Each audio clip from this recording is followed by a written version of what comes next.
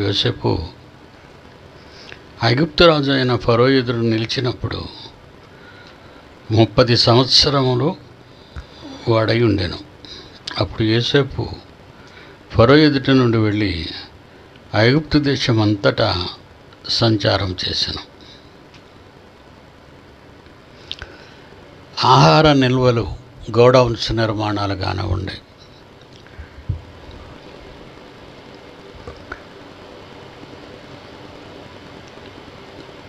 ఈ మధ్య ఈ వ్యాపారస్తులు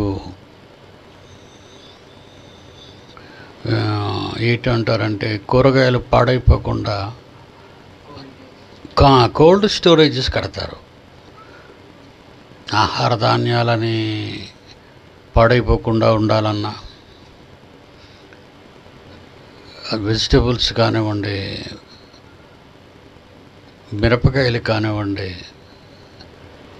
చాలా వాటిని కోల్డ్ స్టోరేజెస్ అని, అంటే వాతావరణానికి డ్యామేజ్ కాకుండా, పురుగు పట్టకుండా కొన్ని నియమాలు ఫుడ్ కార్పొరేషన్ ఆఫ్ ఇండియా అని మన దేశానికి ఒకటే ఉంది. మన గవర్నమెంట్, సెంట్రల్ గవర్నమెంట్ ఆధీనంలో. అదే ఈ గోడౌన్స్ను నిర్మిస్తుంది. నిల్వలను భద్రపరిచే అతిపెద్ద భారీ షెడ్డులు అవి. వేలకు వేలు బస్తాలు లోపల భద్రపరచబడతాయి. కనుక పంటలు ఈజిప్టు దేశం అంతా పండిన తర్వాత 7 సంవత్సరాల పంట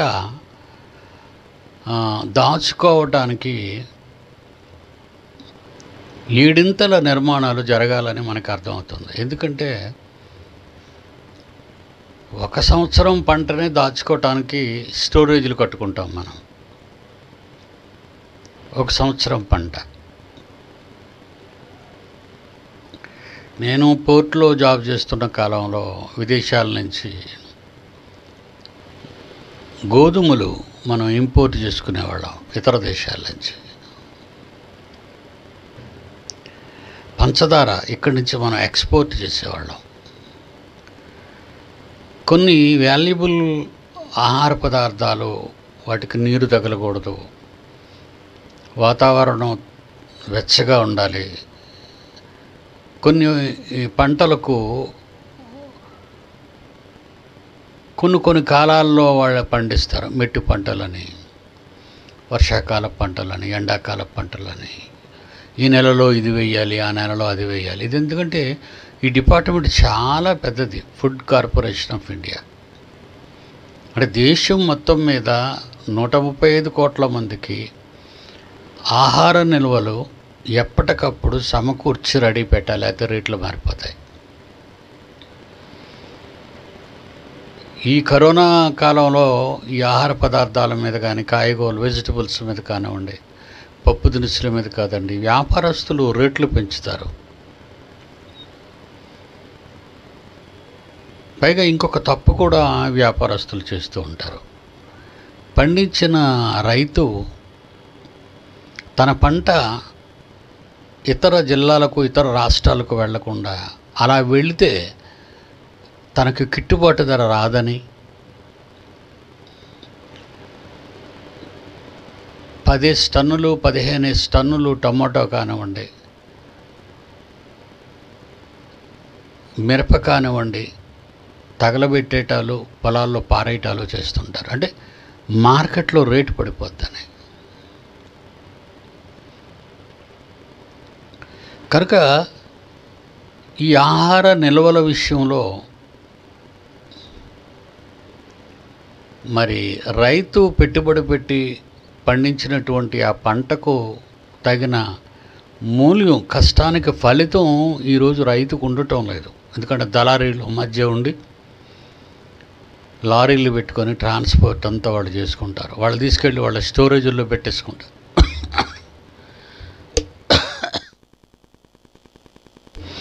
వాళ్ళ స్టోరేజీల్లో పెట్టుకుంటారు.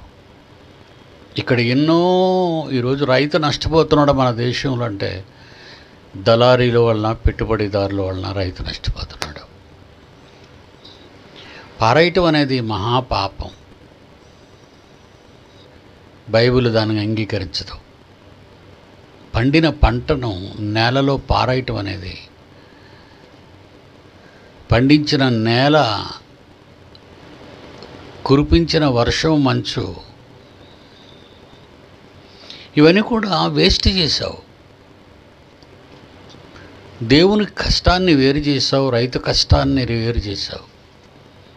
కనుక దేవుడు ఒప్పుకోడు. ఎంత ఆహారం పండినా దాన్ని నిల్వ చేసుకోవాలి. రేట్ల కోసమని పారేయటాలు అనేది జరగకూడదు. అమెరికా కానీ, కెనడా కానీ, కొన్ని దేశాలు ఉన్నాయండి ప్రపంచంలో, విస్తారమైన గోధుమ పంట పండుతుంది వాళ్ళకి. ఎందుకే కోల్డ్ కంట్రీస్. ఆ విస్తారమైన పంటలను వాళ్ళు ఇతర దేశాలకి ఎక్స్పోర్ట్ చేయాలి. ఆ తీసుకొచ్చే షిప్లు కానివ్వండి, 2 లక్షల టన్నులు వాడలు కూడా ఉన్నాయి. నేను మానేసేటప్పటికి 2 లక్షల టన్నులు లోడ్ తీసుకొచ్చే పెద్ద పెద్ద షిప్పులు అవి.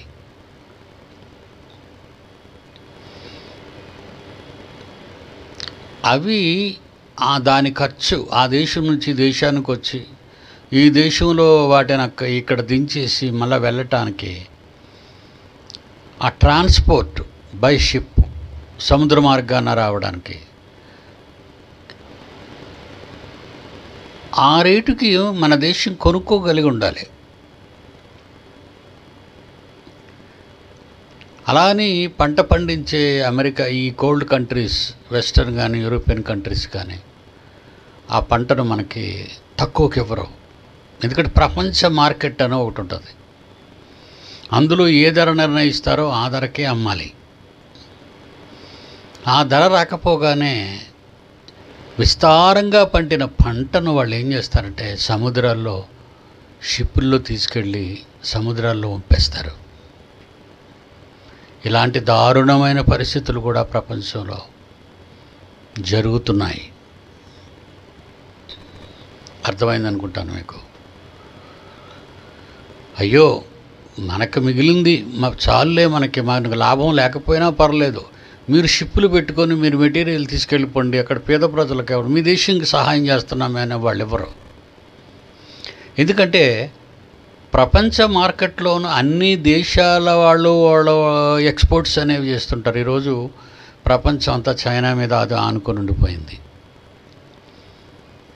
వీళ్ళు 20,000 పెట్టే తయారు చేసే వస్తువు కూడా 5,000కే తయారు చేసేస్తున్నాడు.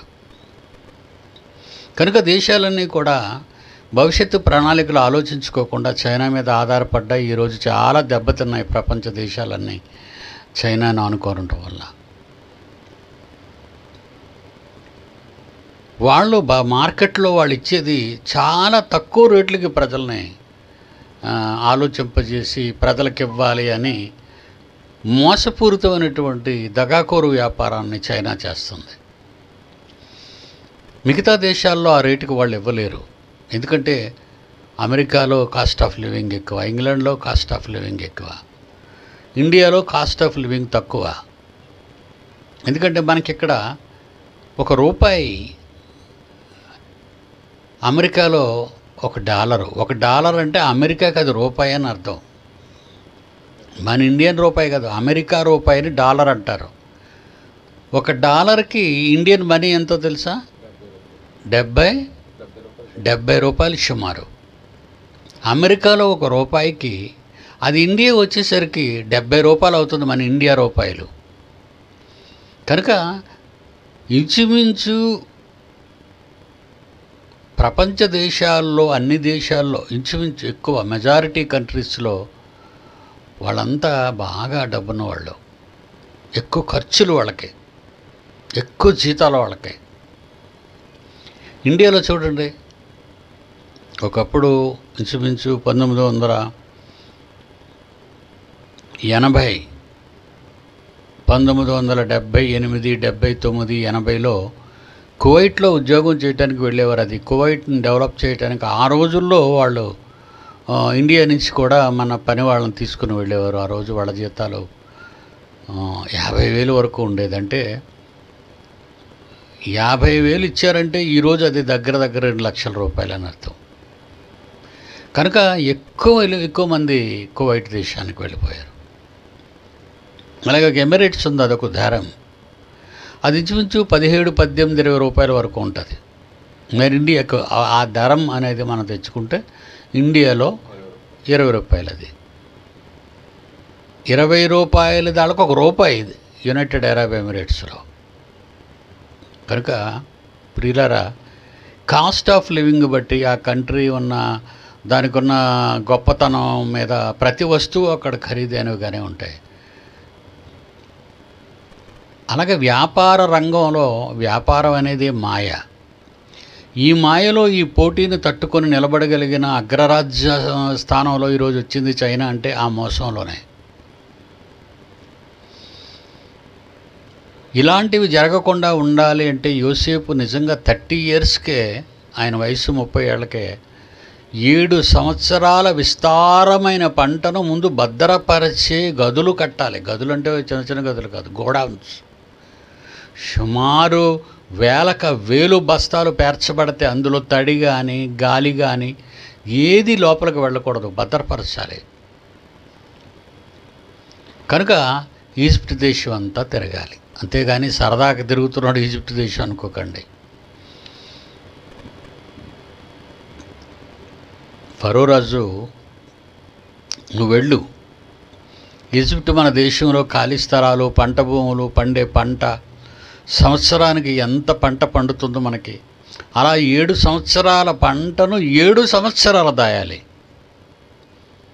పురుగు పడుతుంది. మనం ఎందుకండి ఎక్కువ బస్తాలు బియ్యం నేను రప్పించేసుకున్నా, పురుగు పడుతుంది. అది ఎక్కువ కారం కొనేసుకున్నా పురుగు పడుతుంటుంది. అది పురుగు పడుతుందండి. ఎక్కువ నిల్వ ఉండటం వల్ల పురుగు పుడుతుంటుంది. గోధుమలు కానివ్వండి, బియ్యం కానివ్వండి, మిరప కానివ్వండి, పప్పులు కానివ్వండి, మనం తినే ఆహార పదార్థాలు పురుగు పడుతుంది. పురుగు పట్టకుండా ఉండాలి అంటే దానికి మందులు కొట్టాలి. పురుగులు పట్టని, పురుగు చనిపోవాలి. ఆ బియ్యం బస్తాల దగ్గరికి, ఆ గోధుమల బస్తాల దగ్గరికి, వాటి దగ్గరికి వెళ్ళగానే పురుగు చచ్చిపోవాలి. దోమలకు ఎలాగైతే మందు కొడతామో మన ఆహార పదార్థాలు కుళ్ళిపోకుండా, పురుగు పట్టకుండా ఉండాలి అంటే, ఇప్పుడు చెదందు చూసారండి, అది బయటకు అసలు మనకు అన్ని కిటికీలు బాగున్నట్టు ఉంటాయి, కానీ ఆ లోపల అంతా తినేస్తాయి. చెదపురుగులు అవి తినేసేయడమే. కనుక దానికి మందులు కొట్టాలి. మనం ఏదో మనకు బాగా ఉంది కదా అని కనబడి రంగు వేసిస్తే బ్రష్ నొక్కితే బ్రష్ లోపలికి వెళ్ళిపోద్ది. అంత భయంకరంగా చెదబడుతుంటుంది. కనుక వీటిని నిల్వ చేయాలి, మనం భద్రపరచాలి. బాగా మనం భద్ర చేసి పెట్టాలి. భద్రం చేయాలంటే కొత్త గోదాములు నిర్మించాలి. దాన్ని ఎలా నిర్మించాలి, ఎక్కడెక్కడ నిర్మించాలి, దేశం అంతా. మన ఉల్లిపాయ కూడా ఢిల్లీ నుంచి రావాలంటే ఎలా వస్తుంది? కనుక మన దేశంలో ఎన్ని రాష్ట్రాలు ఉన్నాయో ఆ రాష్ట్రాలలో ఉన్న జిల్లాలన్నింటిలోనూ కూడా ఈ ఆహార పదార్థాలు నిల్వ అనేది పంపిణీ చేయాలి. జాగ్రత్తగా దాచిపెట్టి ప్రజలకు ఇవ్వాలి. ప్రజలకు దగ్గరగా ఉంచాలి కదా అవన్నీ. ఇది చాలా పెద్ద బాధ్యతతో కూడిన వ్యవహారం యోసేపుకి, నాకు తెలుసు అది. కనుక ఈ ఆహార పదార్థాలను మనం భద్రపరచాలి. ఈజిప్ట్ దేశంలో ఎక్కడెక్కడ భద్రపరచాలి, పంట ఎక్కడ పండుతుంది, భద్రపరచడం ఎక్కడ జరుగుతుంది, అది ప్రజలందరికీ అందుబాటులో ఉండాలి. వీటి గురించి యోసేపు ఈజిప్ట్ దేశం అంతా తిరగవలసిన పరిస్థితి ఏర్పడింది. ఓకే, అదే చెప్పాడు మనకి 46వ వచనంలో, యోసేపు బయలుదేరి ఐగుప్తు దేశమంతటా సంచరించి అప్పటికైన వయసు 30 సంవత్సరముల వాడై ఉన్నాడు. అప్పుడు యోసేపు ఫరో ఎదుట నుండి వెళ్ళి ఐగుప్తు దేశం అంతటా సంచారం చేశాను. అలా సంచారం చేసి వచ్చిన తర్వాత 47వ వచనం, సమృద్ధిగా పంట పండిన 7 సంవత్సరములలో భూమి బహు విరివిగా పండెను. భూమి, నేలలో జీవం దేవుడిచ్చాడు యోసేపు కోసం, ఇశ్రాయేల్ని కాపాడడానికి. మర్చిపోకండి, ఈ ఈ ఒక పూలదండలో ఉన్న ఆ దారాన్ని మాత్రం మనం మర్చిపోకూడదు. పూలు ఎంతో అందంగా దగ్గరగా దారాన్ని కనబడనివ్వకుండా మనకు కనిపిస్తుంది. ఎంతో సువాసన భరితంగా ఉంటుంది ఆ పూల మాల. కానీ లోపల ఉన్న థ్రెడ్, ఆ దారం అనేది కనబడదు. పువ్వులన్నిటినీ పట్టి ఉంచింది అదే. యోసేపు దేవుని సంకల్పంలో ఉన్నవాడు. అది మీకు మొదటి నుంచి చెప్తున్నాను. ఈజిప్టీయులు ఇశ్రాయేలీలు కుటుంబం, యాకోబు కుటుంబం ఆకలి చావులు చావకుండా ఈజిప్ట్ దేశానికి వచ్చి బ్రతకాలని ఈ యోసేపు అడుగు పెట్టిన తర్వాత ఈజిప్ట్ దేశాన్ని దేవుడు ఆశీర్వదించాడు. దేవుని కుమారులు, దేవుని పిల్లలు ఎవరైనా అడుగు పెడితే అది తప్పనిసరిగా సక్సెస్ఫుల్ అవుతుంది. ఎందుకంటే దేవుని ఇష్టాన్ని జరిగించేవాళ్ళు. అందుకే అన్నిటికంటే జీవవాక్యాన్ని బోధించడానికి వచ్చిన దైవజనుడు అడుగు పెడితే ఆ ఇల్లు ఆశీర్వదింపబడుతుంది, ఆ పట్టణం ఆశీర్వదింపబడుతుంది, ఆ రాష్ట్రం ఆశీర్వదింపబడుతుంది, ఆ దేశం ఆశీర్వదింపబడుతుంది. ఎలా అయితే ఆశీర్వాదాలు ఇస్తానన్నాడో దేవుడు, ఈ మనుష్యులు దేవుని మీద తిరుగుబాటు చేసి దేవుని మాటలు వినకుండా దేవునికి భిన్నంగా ప్రవర్తించి దేవుణ్ణి దుర్భాషలాడుతూ ప్రవర్తించే వాళ్ళకి ఈ దైవజనుల పాద ధూళి ఆ ఇంటి మీద కానివ్వండి, ఆ పల్లెలో కానివ్వండి, ఆ పట్టణంలో కానివ్వండి, ఆ రాష్ట్రంలో కానివ్వండి, ఆ దేశంలో కానివ్వండి, ప్రపంచం మీద మీ పాద ధూళి దులిపేయండి, నేను ప్రపంచాన్ని ఏం చేస్తానో మీరే చూదురుగా అని అంటాడు బైబిల్లో. మత్తయి సువార్త 10వ అధ్యాయం 14వ వచనం. మత్తయి సువార్త 10వ అధ్యాయం 14వ వచనం. ఎవడైనా మిమ్మును చేర్చుకోకుండా మీ మాటలు వినకుండా మీరు ఆ ఇంటినైనను ఆ పట్టణమునైనను విడిచి వెళ్ళిపోయే ముందు మీ పాద ధూళి దులిపివేయండి. విమర్శ దినమందు ఆ పట్టణపు గతి కంటే సొదొమ గొమొర్రా పట్టణాల గతే ఓర్వతగినది. అగ్ని గంధకాలు కురిస్తే సొదొమ గొమొర్రా సర్వనాశనం అయిపోయింది. అదైనా పర్వాలేదు, కానీ మిమ్మల్ని చేర్చుకోకుండా, మీ మాటలు వినకుండా మీరు ఎవరైనా త్రోసిపుచ్చారనుకోండి, దేవుడు వాళ్ళని ఓర్వలేని బాధలు ఇస్తానంటున్నాడు ఆ దేశానికి. ఓర్వలేని బాధలు. సొదొమ గొమొర్రాలో బాధ కంటే భయంకరమైన బాధ ఆ దేవుడు వాళ్ళకి ఇస్తానన్నాడు.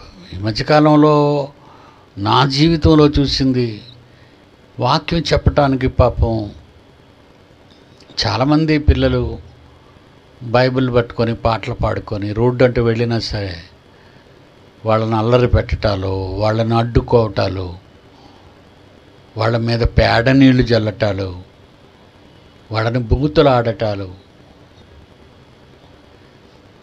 ఈ ఆంధ్రప్రదేశ్లో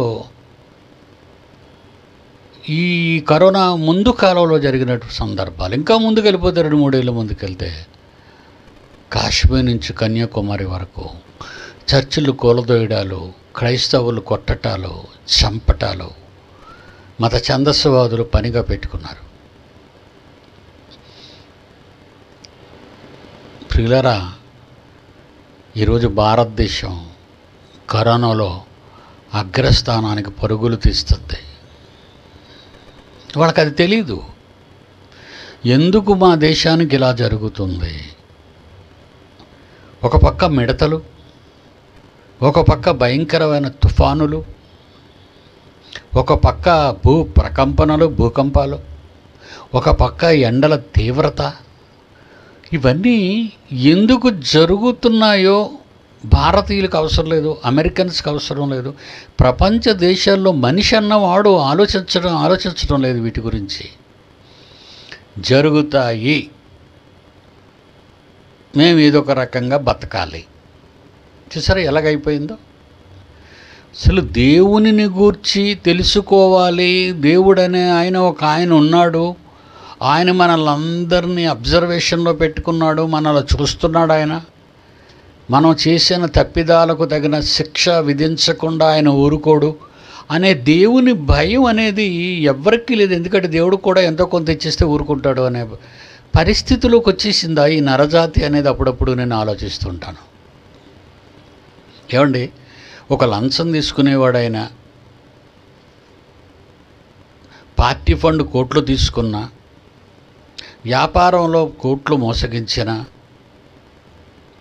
అమాయక ప్రజలను మోసగించిన, మాకేం కాదు, దేవుడు కూడా ఎంతో కొంత పడేయచ్చు అనుకుంటున్నారా ఈ మనుషులు? నాకు అలాగ అనిపిస్తుంటుందండి. వీళ్ళు చేసిన పాపాల కోసం వీళ్ళకి భయం లేదు. దేవుని పట్ల వీళ్ళు చేస్తున్నటువంటి అవిధేయత కానీ, తప్పుడు మాటలు కానీ, తప్పుడు పనులు కానీ అవి కూడా వీళ్ళకి అర్థం కావట్లేదు. ఏదో కష్టం వచ్చింది అనుభవిస్తాం. కష్టం ఎప్పుడు ఉంటుందా? కొంతకాలం ఉంటుంది, పోతుంది. కనుక ప్రపంచ చరిత్రలో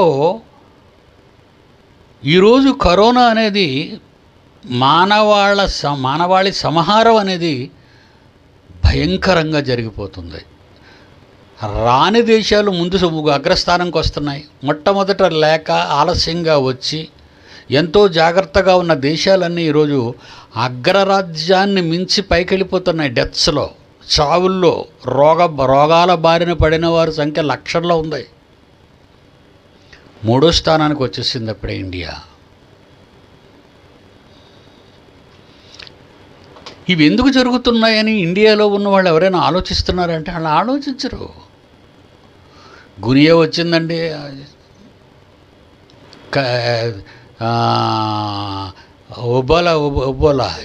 ఎబోలా వచ్చింది, వచ్చిందిలండి. అవి మన దేశానికి రాలేదు.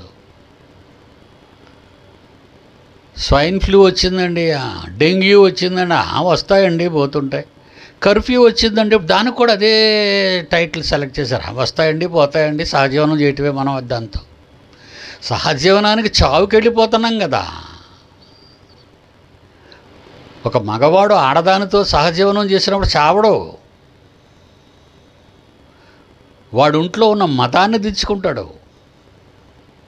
కానీ మృత్యువుతో సహజీవనం ఏంటి అంటే మనిషిని భయంలో నుంచి తీసుకొచ్చేస్తున్నాడు. వారికి తప్పదు, మనం కలిసి మనం బ్రతకాలి అని. మందులు చేతగాక, చేసిన ఘోరాలు జ్ఞాపకం చేసుకోక, ఆ తప్పులు అని దేవుని ముందు మోకారిల్లక, క్షమాభిక్ష ప్రసాదించమని కన్నతండ్రిని దేవుణ్ణి అడగక్క, నువ్వెన్నిస్తావో ఇయ్యో, మేము సహజీవనం చేస్తాం, తిన్నన్నాళ్ళు తింటాం, బ్రతుకు లేకపోతే చేస్తాం, పోతాం. చూసారు ఎలా డెసిషన్కి వచ్చారు వీళ్ళు.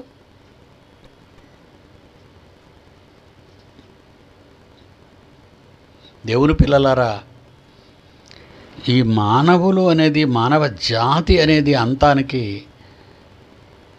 తొలి మెట్లు పడ్డాయి.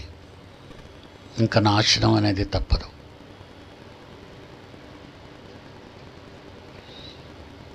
Risky life. ప్రసన్నబాబు గారు పాఠాలు చెప్తున్నప్పుడు అసలు అంతరిక్షంలోకి వెళ్ళటం మనిషికి శ్రేయస్కరం కాదు. తుఫాన్లోకి బోటేసుకొని వెళ్తే మహాసముద్రంలో చస్తావు, నో సెక్యూరిటీ, భూమి మీదే. కానీ అంతరిక్షంలోకి వెళ్తే నో సెక్యూరిటీ, రిస్క్. అది రిస్క్ అని ఎవరికి తెలుసు? ఆ రిస్క్ను నియంత్రించి, రిస్క్ను బేస్ చేసుకొని మనం దానికి పైన మరొక అడుగు వేద్దాం అనుకొని సెల్ఫ్ రిస్క్ తీసుకొని వెళ్ళిపోతున్నారు.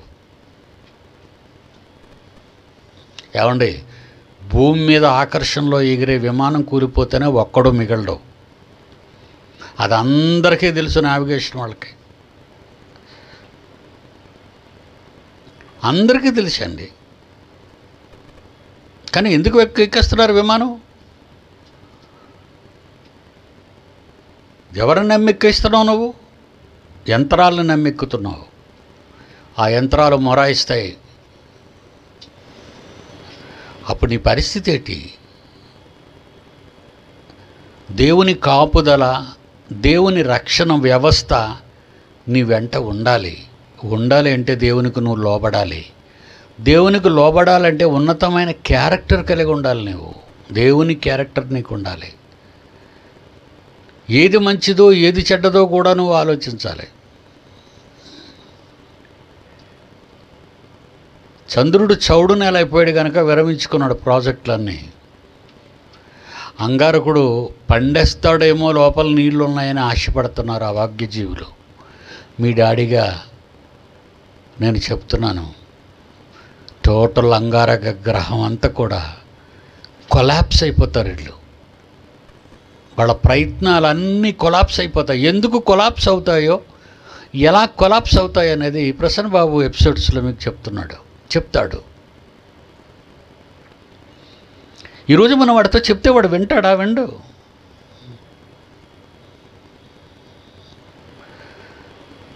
అనకూడదు కానీ 2 నెలలు 3 నెలలు ఇంట్లో లాక్డౌన్ అయితేనే ఇళ్లల్లో ఉండలేని ఊరి మీద తిరిగి అలవాటు పడిన ప్రజలు బాగా వినాలి. ఇది 2 నెలలు 3 నెలలు లాక్డౌన్లోనే ఇంటిలో ఉండడానికి, గది దాటి బయటకు రావద్దని ప్రభుత్వం ఉత్తర్వులు ఇచ్చినా ఉండలేక చావైనా రేవైనా పర్వాలేదని బయటకు వచ్చి తిరుగుతున్నారు జనం విపరీతంగా.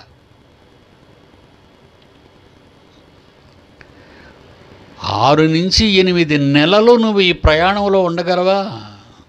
అది ఇంటికంటే ఘోరంగా ఉంటుంది. నువ్వున్న ఇల్లు కంటే నువ్వు వెళ్ళే ఆ ఫ్లైట్, అంగారకుడి దగ్గరికి వెళ్ళే ఆ స్పేస్ షటిల్, అందులో నువ్వు ఫస్ట్ క్లాస్లో కూర్చున్నట్టు ఉంటుంది తప్ప నువ్వు ఇష్టం వచ్చినట్టుగా గెంతడానికి, పరుగులు తీయటానికి కాదు. 8 మాసాలు ఉండగలవా బిడ్డ? ఇకపోతే 8 మాసాలు నీకు డేంజరస్ సిచ్యుయేషను. ఏ క్షణానికి ఏమి సంభవిస్తుందో. ఒక మట్టి రోడ్డు మీద లారీ వెళ్ళిపోతే ఆ దుమ్ము లేచి వెనకాతలున్న కారు కానీ మోటార్ సైకిల్ కానీ కదలలేదు. కొన్ని రోడ్లు బద్దలైపోయి రాళ్ళు బయటకు వచ్చేసి తగిలేస్తుంటాయి. అవి టైర్లకు తగులుతాయి. ఫర్ యువర్ ఇన్ఫర్మేషన్, అంతరిక్షంలో ఉన్న ధూళి, వేస్ట్ మెటీరియల్, ఈ వేగానికి వేలు వేగంతో వెళుతున్న నీ అంతరిక్ష నౌకకి ఒక చిన్న నట్టు తగిలితే చాలు, మీరందరూ కొలాప్స్ అయిపోతారు. చిన్న నట్టు. నక్షత్రాలు పేలిపోతాయి. ప్రకృతిలో ఎన్నెన్నో జరుగుతున్నాయి విస్ఫోటనాలు. అవన్నీ ముక్కలు అవే ఆస్ట్రాయిడ్స్ అంటున్నారు. అందులో చిన్న సైజు నుంచి మన దగ్గర ఉన్న పెద్ద కొండల వరకు ఉన్నాయి. ఏది తగిలినా వేస్ట్ లేదని అక్కడ నీకు ప్రభుత్వం రోడ్లే లేదు నీకు అక్కడ. వీటన్నిటినీ చూసుకుంటూ వెళ్ళరు. ఇంత వేగంతో వెళ్తున్నారంటే ఏ మొక్క వస్తుందో ఏం తగులుతుందో వీళ్ళకి అనవసరం. టోటల్ ఫెయిల్యూర్ అయిపోతాడు వాడు. ఎవడు? స్టీఫెన్ హాకిన్స్ తమ్ముడు. ఆడు కదా ఇప్పుడు మొదలెట్టాడు. చచ్చిపోతే ఆ దరిద్రుడు ఏం చెప్పాడు? మీరు భూమి ఉండదు 100 సంవత్సరాల తర్వాత, మీరు ఎక్కడో దగ్గర దారి ఎత్తుక్కున్నారు. కానీ ఇప్పుడు దారి ఎత్తుకుతున్నారు. వద్దండి. భవిష్యత్తు తెలియనివాడు మూర్ఖుడు, అవివేకి, అజ్ఞాని, అహంకారి. నీకేం పోయే కాలంరా? గాలి, నీరు, మానవ జీవితానికి అవసరమైన వాటన్నిటినీ తండ్రి ఈ విశ్వంలో భద్రంగా కనబడని చోటున దాచిపెడితే నువ్వు అందులోంచి బయటకు వచ్చి నా మీద పడిపో అని చెప్తావు ఆ ప్రకృతితో.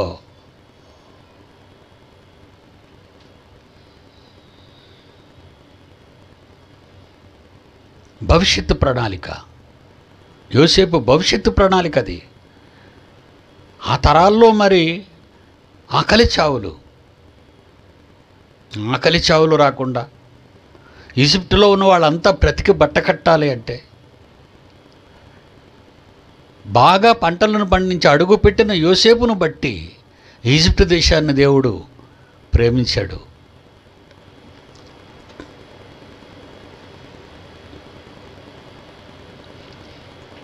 దేశమంతా తిరిగాడు, సంచారం చేస్తున్నాడు యోసేపు. ఎందుకంటే దేవుని యొక్క సంకల్పంలో దవ్వే ప్రపంచానికి కనబడని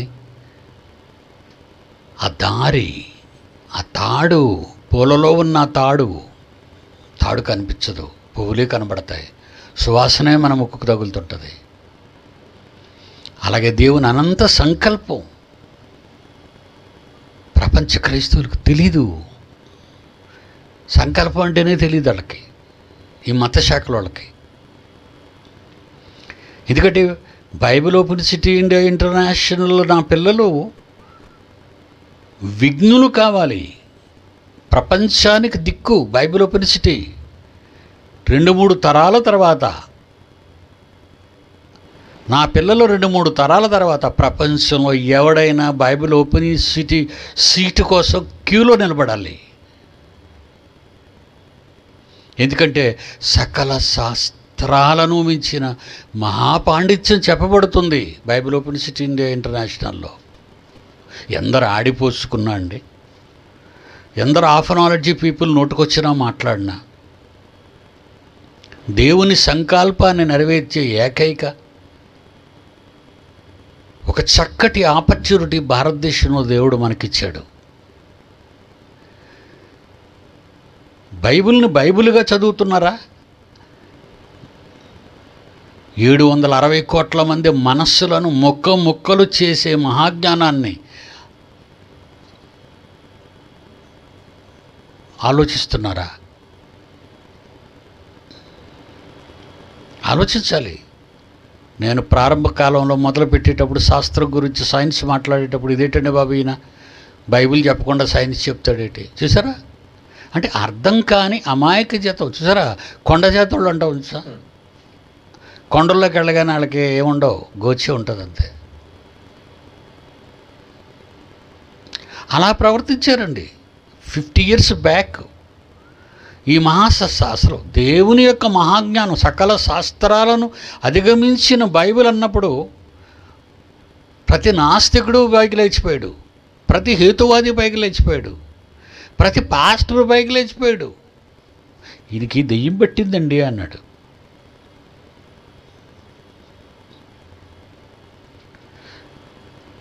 సాంకేతిక పరిజ్ఞానం, మానవుడు తన పిచ్చి జ్ఞానాన్ని డెవలప్ చేసుకుంటూ ఉన్న కాలంలో దేవుని మహాజ్ఞానం దాన్ని అణుస్తూ ఉండాలి. అదే ఇప్పుడు ప్రసన్నబాబు చేపట్టిన మంచి కార్యం. Science science science science science science. Corona ఒకటే పుట్టింది, కొన్ని వందల అవతారాలు ఎత్తింది. హైందవుల వాళ్ళ అభిమానం, వాళ్ళ మనోభావాల్లో దేవుడు దశావతారాలు ఎత్తాడు అని వాళ్ళు చెప్పుకుంటారు. ఇదేంటండి బాబు ఈ రోగం? 100. మన దేశానికి ఒక రకం, మన రాష్ట్రానికి ఒక రకం, జిల్లా రకాలు అయిపోతాయి, పల్లెల రకాలు అయిపోతాయి. ఇక ఎవడండి కనిపెడతాడు మందు? కనుక ఈ మందుల మీద ఆశ పెట్టుకోకుండా నా పిల్లలందరూ కూడా మీకున్న తక్కువ డబ్బుతోనే అన్ని రకాలైనటువంటి చౌకగా దొరికే ప్రతి పండు తినండి. అది రేగుపండ, జాంపండ, నేరేడు పండ. ఇవే కరోనాని ఆపగలిగే లక్షణాలు ఉన్నవి. ఎందుకంటే ప్రకృతిలో నుంచి పుట్టింది ఏదైనా సరే ప్రకృతి ఆపాలి. This is the top secret. ఎవడికి దోచింది వాడు పిచ్చి మాటలు, తాగుబోతుడు మాట్లాడతారు. అడ్వైస్ చెప్పరంటే ఆడు చెట్టుకు కూర్చుంటాడు. ఆడు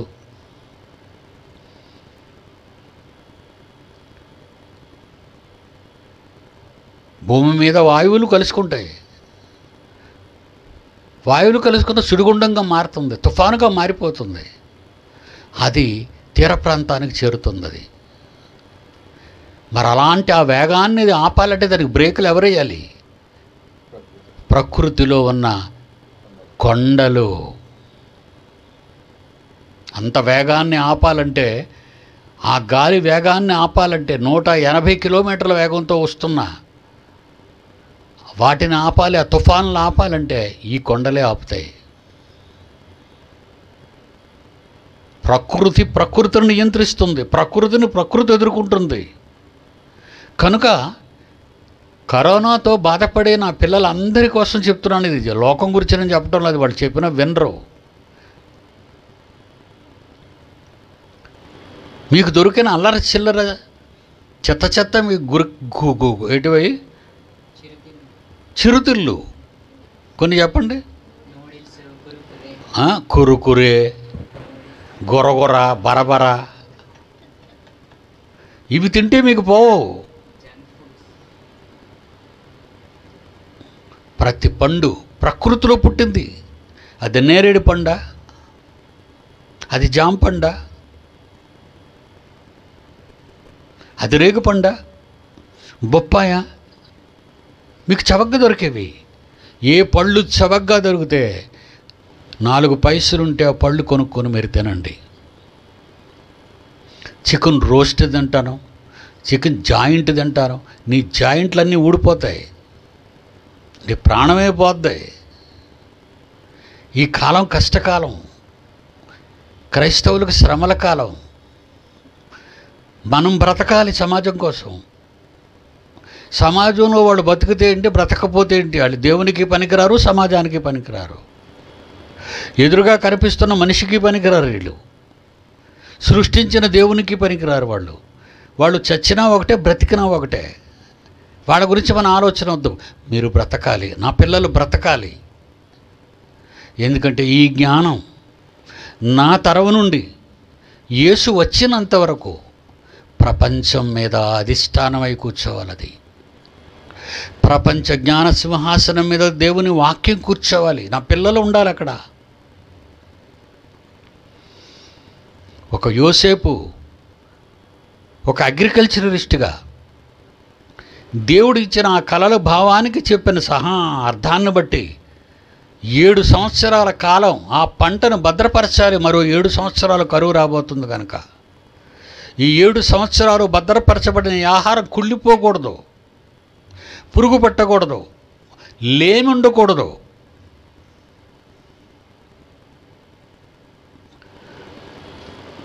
ఫరో అనుమతి ఇచ్చాడు, నాయన దేశ సంచారం చేసిరా, ఎక్కడెక్కడ ఖాళీ స్థలాలు ఉన్నాయన్నీ అమ్మేసుకుందాం అనుకున్నది. ఈ మధ్య గవర్నమెంట్ ఎలా తయారైంది చూడండి.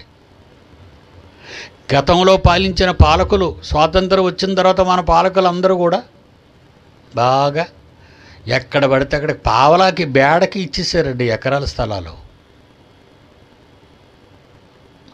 భీమిలీలో ఈ సముద్ర పొడ్డు నుండి భీమిలీకి వెళ్ళినంత వరకు కుడి చేతి పక్క సముద్రం, బంగాళాఖాతం ఎడమ చేతి పక్క చక్కటి గుట్టల మీద పచ్చని మైదానాలతో ఉన్న నేల అదంతా నొక్కేశారండి.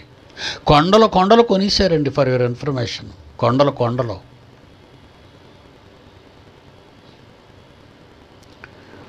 జగన్ సీఎం అయిన తర్వాత డబ్బు లేదు ఖజానాలో. ఎక్కడ ప్రభుత్వ స్థలాలు ఉన్నాయో, గవర్నమెంట్ స్థలాలు, అసైన్మెంట్ ల్యాండ్స్ ఉన్నాయో అమ్మేద్దాం అన్నాడు. మంచి రేటు వస్తుంది, ప్రజల కొరకు ఉపయోగిద్దామని. It's a good idea. నిజంగా అమ్మేసి ప్రజల కొరకు పంచిన అయినా మంచిదే. కనుక స్వాతంత్ర్యం వచ్చిన తర్వాత ప్రతి నాయకుడు తన ఆస్తులు పెంచుకున్నాడే తప్ప తన బ్రతుకును ప్రజలతో పంచుకోలేదు. ఇప్పటికీ వాళ్ళ ఆదర్శమూర్తులు, స్వాతంత్ర సమరయోధులు ప్రజల కష్టాన్ని అర్థం చేసుకున్నారు. కానీ వాళ్ళ ఆలోచనలు మాత్రం అమల్లోకి రానివ్వలేదు. కుటిల రాజకీయాలు, స్వార్థపరులైన నేతలు. కానీ యోసేపు ఎప్పుడైతే అధికారానికి వచ్చాడో, ఈజిప్ట్ దేశం అంతటిని బ్రతికించాలి, నా కుటుంబాన్ని ఇక్కడికి రప్పించి నేను కాపాడుకోవాలి, దేవుని సంకల్పాన్ని నెరవేర్చాలి అని ప్రథమంగా ఆలోచించాడు. కనుక దేవుడు అతని తోడై ఉండి ఫరోకి కలలిచ్చి కల భావాన్ని యోసేపుతో చెప్పించి పంటలు పండించండి, వాటిని భద్రపరచండి, 7 సంవత్సరాల కరువు కాలం ఏ లోటు లేకుండా హ్యాపీగా బ్రతకండి. దేవుడిచ్చిన ఆలోచనలండి యోసేపుకి అవి.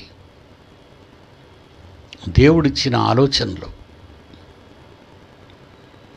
47వ వచనంలో సమృద్ధిగా పంట పండిన 7 సంవత్సరములలో భూమి బహు విరివిగా పండెను. భూమి బహు విరివిగా పండాలి అంటే దేవుడు చేయాలి.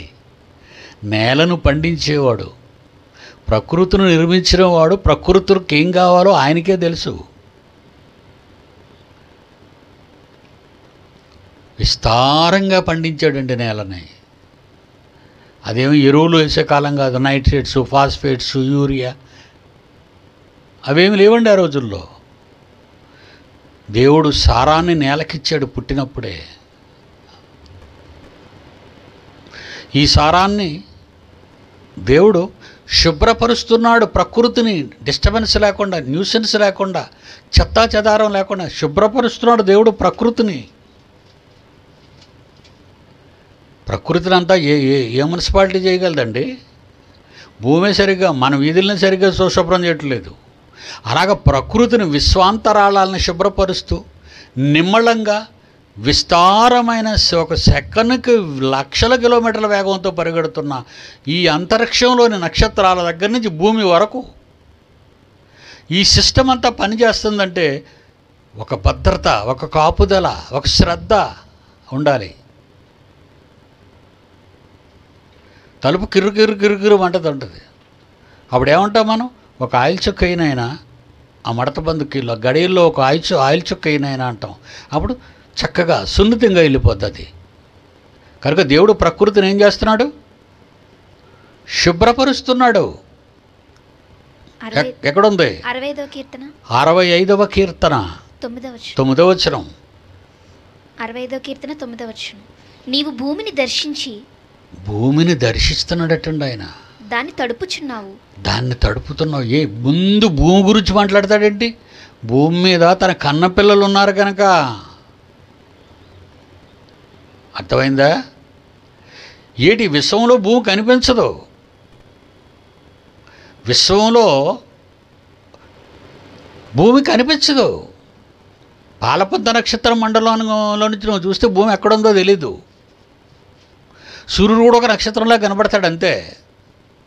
దూరం పెరిగే కొద్దీ ఎరుపు పోయి తెలుపు వచ్చేస్తుంది. నక్షత్రాలన్నీ అలాగే మండుతున్నాయి.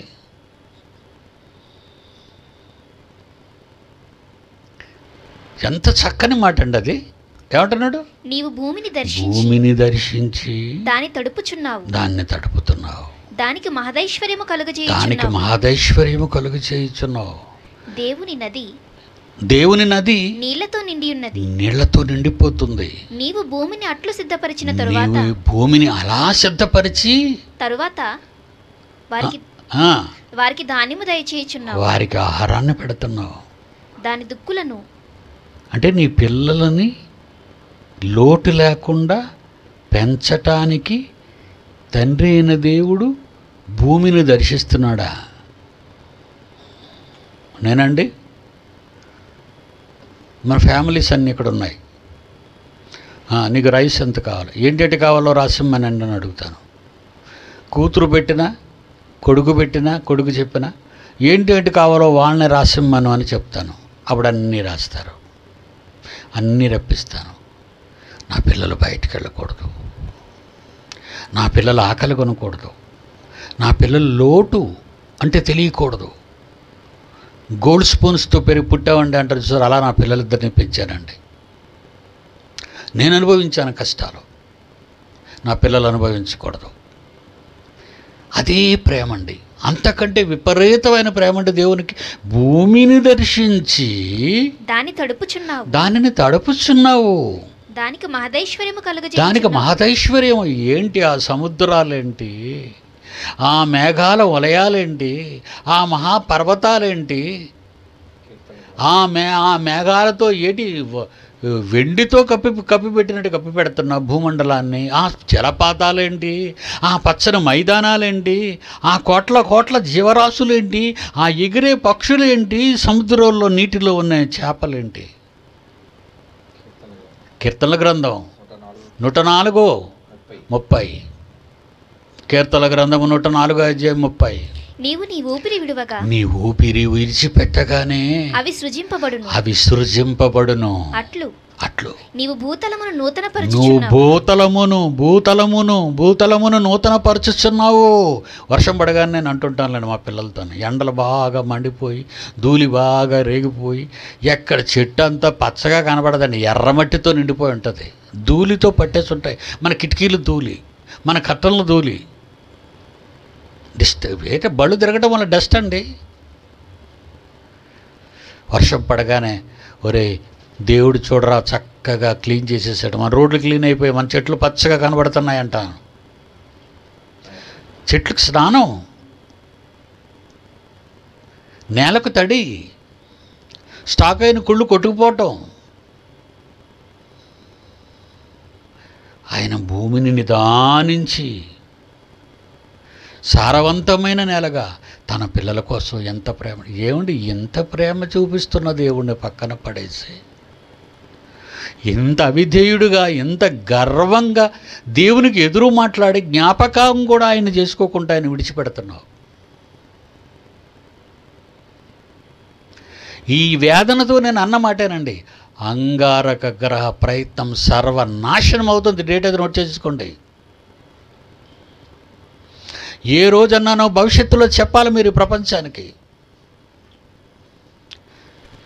భూమిని సారవంతం చేసి, భూమి మీద ఉన్న ప్రజల కొరకు ఆలోచించక, భూమి మీద దేశాలకు భయం చెప్పి, మారణాయుధాలను నిర్వీర్యం చేసి, గొడవలు యుద్ధాలనే జోలికి వెళ్లకుండా భూమిని బాగు చేయలేనివాడు, ప్రపంచ దేశాలను బాగు చేయలేనివాడు, వీళ్ళందరిని ఎక్కడికో తీసుకెళ్ళారు. అబ్బా ఏం బిజినెస్ చేసేవరా నువ్వు, ఏమి వ్యాపారం మొదలెట్టావురా. ఈ అమాయకులు ఈ బకరాలన్నింటినీ ఈ శాటిలైట్స్ మీద ఏంటంటారు వాటిని, ఈ స్పేస్ క్రాఫ్ట్ల మీద తీసుకెళ్ళిపోయి అంగారకుడు దించుతావా 8 నెలల తర్వాత. అప్పుడు వాళ్ళు దిగుతారా? అక్కడికి వెళ్తే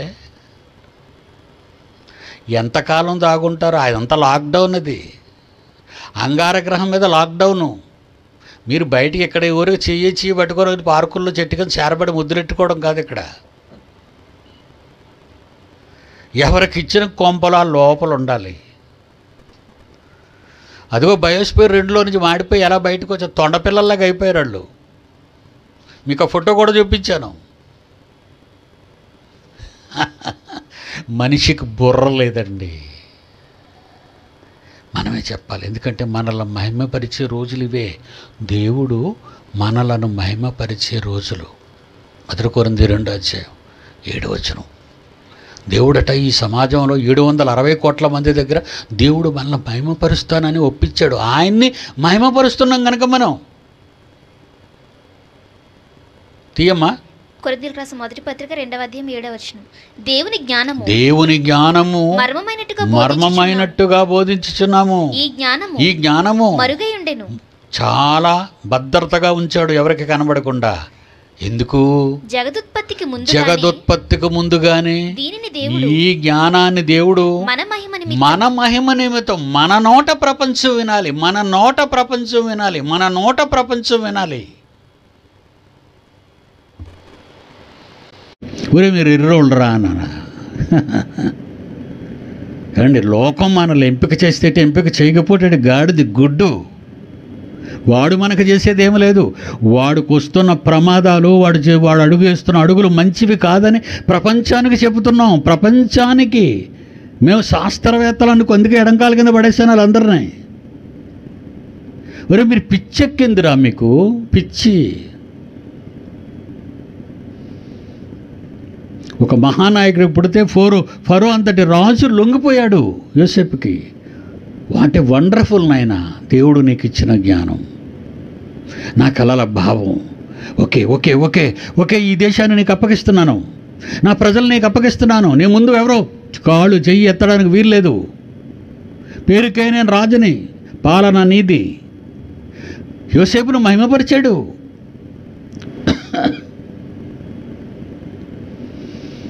ఈజిప్ట్ దేశం అంతా సంచరించడానికి బయలుదేరాడు. ఐగుప్తు దేశమంతున్న 7 సంవత్సరములు ఆహారమంతయు అతడు సమకూర్చి ఆయా పట్టణాలలో అందుకే దర్శించడానికి వెళ్ళాడు. ఏ పట్టణంలో ఎంత స్టాకు దాయాలి, అక్కడున్న జనరేషన్స్ అంతా, అక్కడున్న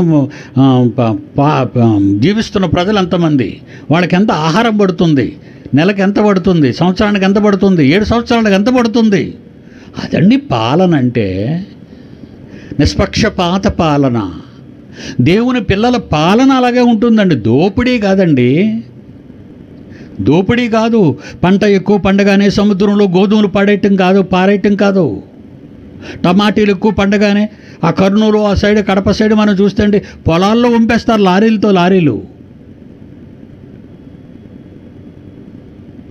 దేవుడిచ్చిన పంటను నేలపాలు చేస్తున్నావా? అయితే నీకు తిండి ఉండదురా, నీకు తిండి ఉండదు.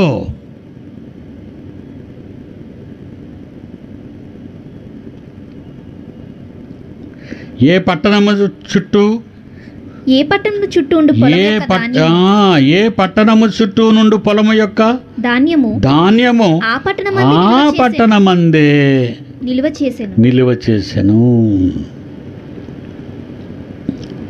చూసారా? విశాఖపట్నంలో ఉన్న పంట విశాఖపట్నంలోనే ఉండాలి, తూర్పుగోదావరిలో పంట తూర్పుగోదావరిలోనే ఉండాలి, శ్రీకాకుళం పంట శ్రీకాకుళంలోనే ఉండాలి. ఏమండి, మంచి ఖరీదైన బియ్యం కదండి, పెద్ద రేటుకి అమ్మేసుకుందామండి. బొంబాయి పంపించేకు, ఎమిరేట్స్కి పంపించేకు.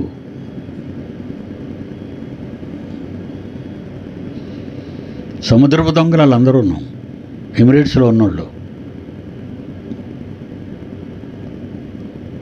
అరేబియా సముద్రం మీదుగా ఏమైనా వాడలు వెళ్తే బోట్లు వేసుకొని వెళ్ళిపోయి వాళ్ళందరినీ చంపేసి వాళ్ళ ఆహార వస్తువులన్నీ తీసుకొచ్చేవారు.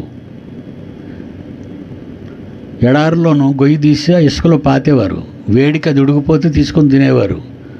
ఇప్పుడు అలా పరిస్థితి చూడలేదు మీరు. ప్రపంచంలో పండిన ప్రతి పండు ఏ సీజన్లో పండినా అది ఎమిరేట్స్లో దొరుకుతుంది. విర్రబీగిపోతున్నారు.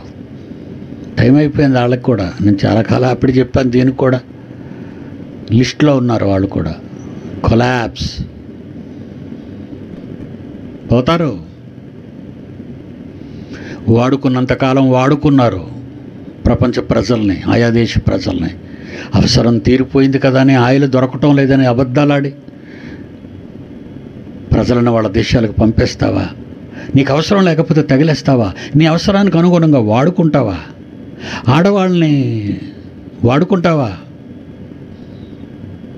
పిచ్చి పట్టిందిరా నీకు. ఎప్పుడో చెప్పాను ఎమిరేట్స్కి వార్నింగ్. ఈ గల్ఫ్ దేశాలన్నిటికీ భయంకరమైన ముప్పు తప్పదు. గత 3 ఏళ్లగా వాళ్ళ మీదకి వస్తున్న వర్షాలు కానీ ఓపెన్లు కానీ మీకు తెలుసు. ఎలాంటి ఇసుక తుఫాన్లు వచ్చాయో, ఎలా దేవుడు వాడికి పాస్ పోయించాడో వాళ్ళందరికీ మీ కళ్ళతో మీరు చూశారు, న్యూస్లో వచ్చారు. వాళ్ళందరికీ నేను ఇచ్చిన టైటిల్ ఏంటో తెలుసా? ఇసుక మీద ఇల్లు కట్టుకున్న బుద్ధిహీనులు.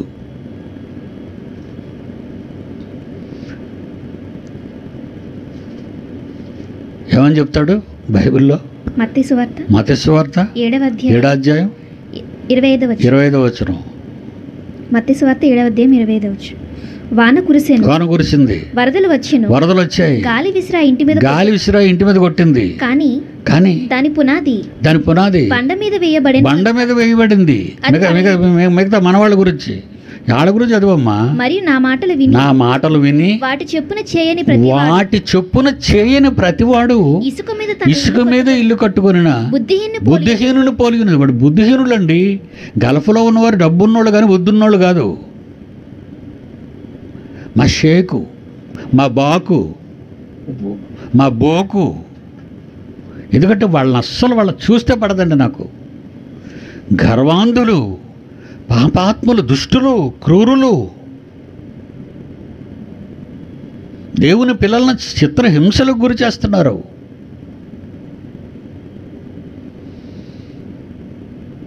ఇసుక మీద ఇల్లు కట్టుకున్న బుద్ధిహీనులు పోలి ఉన్నారు. వాన కురిసెను, వాన కురిసింది, వరదలు వచ్చేసాయి, గాలి విసిరింది, ఇంటి మీద కొట్టింది, అప్పుడది కూలబడి బుర్జ్ ఖలీఫా పడిపోద్ది. దాని పాటు గొప్పదని దాని పాటు గొప్పది. ఏడుస్తారు ఇప్పుడు అందరూ వచ్చి అక్కడ.